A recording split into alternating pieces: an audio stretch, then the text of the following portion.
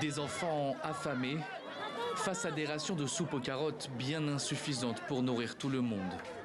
Une scène devenue habituelle pour ces Palestiniens privés d'aide humanitaire.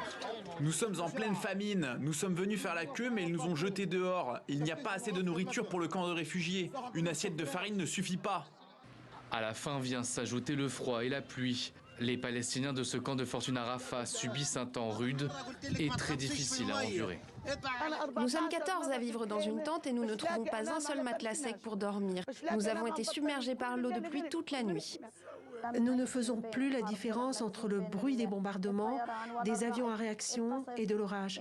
Les enfants crient lorsqu'ils entendent l'orage parce qu'ils croient qu'il s'agit de roquettes. Ils ont développé une obsession psychologique pour les roquettes. Chaque son est pour eux un son de roquette. Même lorsque la tente bat au vent, ils pensent que c'est le son d'une roquette. Des conditions de vie qui préoccupent la communauté internationale. Washington parle même d'une situation inédite.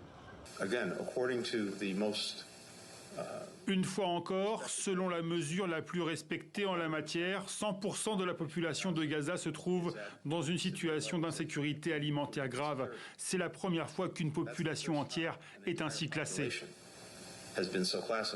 Cette horreur, Louise Bichet l'a vue de ses propres yeux. De retour d'une mission dans la bande de Gaza, elle l'assure, aucune denrée n'est accessible, il faut agir et de manière urgente.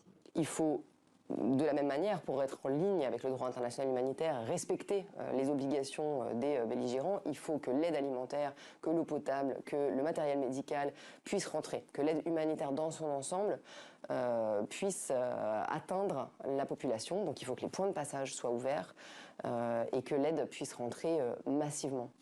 Ce mardi encore, les tractations se poursuivaient pour tenter de parvenir à une trêve dans la bande de Gaza.